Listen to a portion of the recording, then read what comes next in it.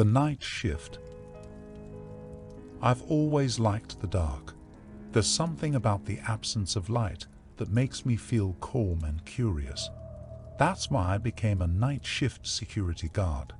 I get to explore different places at night when no one else is around. It's like having a secret world all to myself. I've worked at various locations, from office buildings to warehouses to malls. Most of them are pretty boring, but sometimes I find something interesting or unusual. Like the time I found a hidden door behind a bookshelf in a library, or the time I saw a mannequin move by itself in a clothing store. But nothing compares to what happened to me last week. I was assigned to a new location, an old hospital that was abandoned for years. It was supposed to be demolished soon, but the company wanted someone to keep an eye on it until then. I was excited to explore it, as I had heard rumors that it was haunted by the ghosts of patients and doctors who died there. I arrived at the hospital around 10 p.m. and checked in with the supervisor. He gave me a flashlight, a walkie-talkie, and a map of the building. He told me to patrol the premises every hour and report anything suspicious or unusual. He also warned me not to go into the basement, as it was flooded and dangerous. I nodded and took the equipment. I was eager to start my shift, so I didn't ask him any questions. He wished me good luck and left. I decided to start from the top floor and work my way down. I took the elevator to the 7th floor and stepped out into the dark hallway. The only light came from my flashlight, which cast eerie shadows on the walls. The hospital was in a state of decay. The paint was peeling, the tiles were cracked, and the windows were broken. The air was stale and dusty, and smelled of mold and rot. The silence was broken only by the sound of my footsteps and breathing. I walked along the corridor, checking each room as I passed by. They were all empty, except for some old furniture and medical equipment. Some of them had bloodstains on the floor or walls, which made me shiver. I reached the end of the hall and turned right to another one. As I did, I heard a faint noise behind me. It sounded like a door closing. I turned around and pointed my flashlight at the door I had just passed by. It was closed. I frowned. I was sure it was open when I walked by it. Maybe it was the wind or gravity or something. I shrugged it off and continued my patrol. I finished checking the 7th floor and moved on to the 6th one. It was similar to the previous one, except that it had more graffiti on the walls.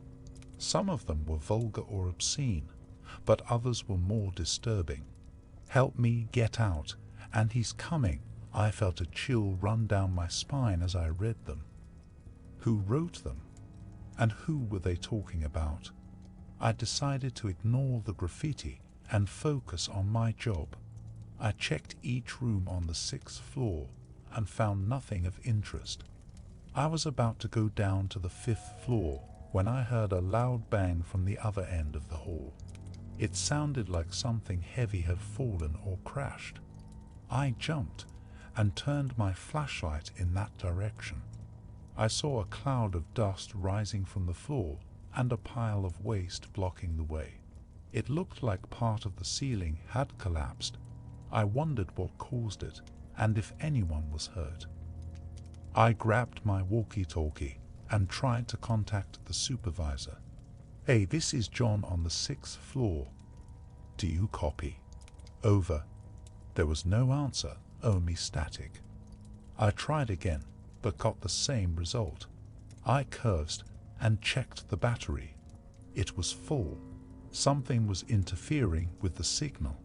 I decided to go back to the elevator and see if I could get a better reception there. I turned around and started to walk back. As I did, I heard another noise behind me. It sounded like footsteps, but not human ones. They were too fast and erratic, like an animal running on 4 legs. I felt a surge of fear and looked over my shoulder.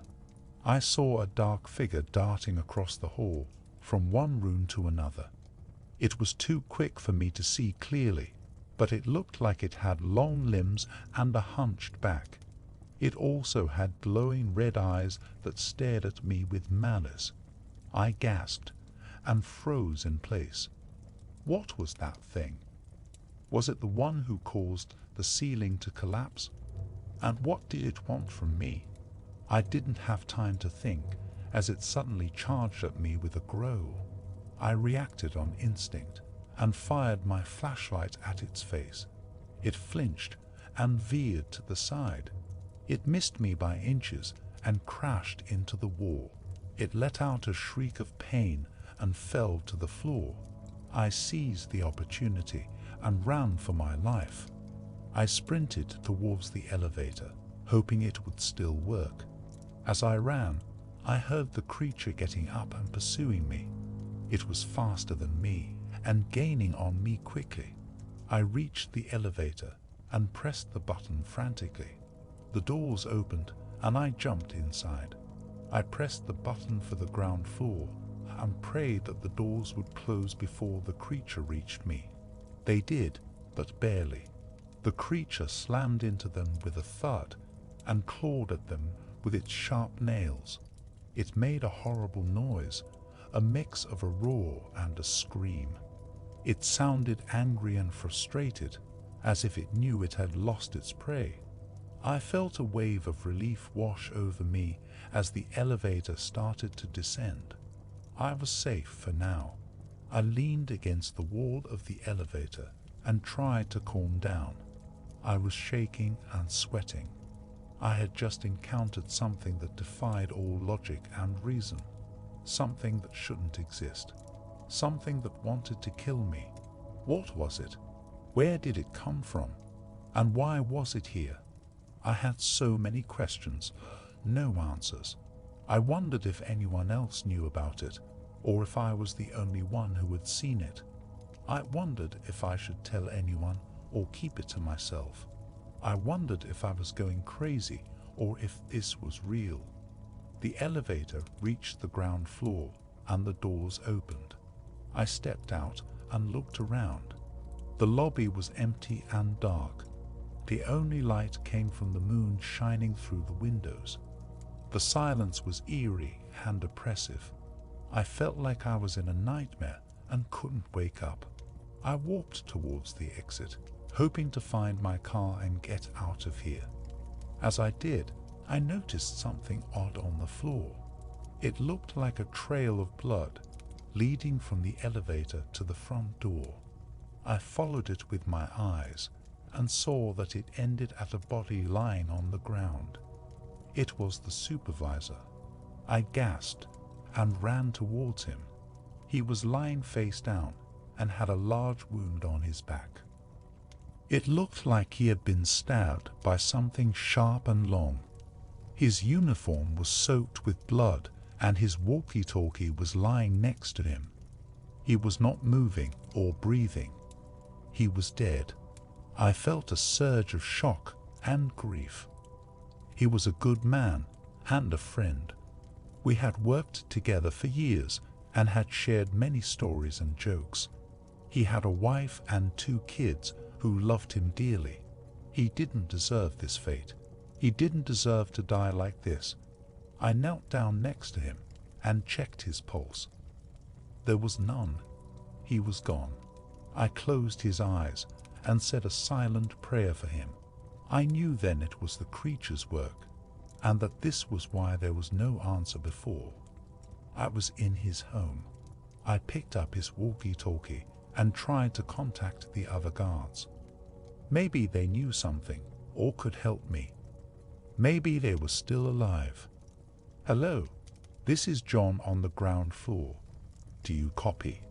Over. There was no answer, only static.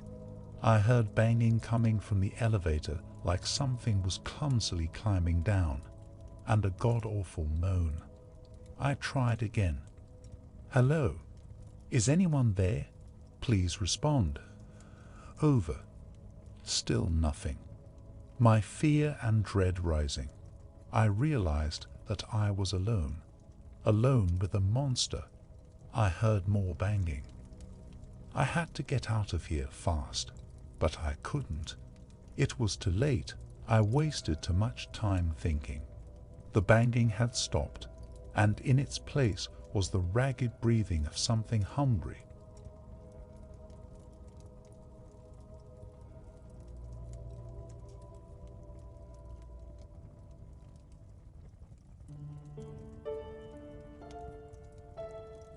Hello, and thank you for watching.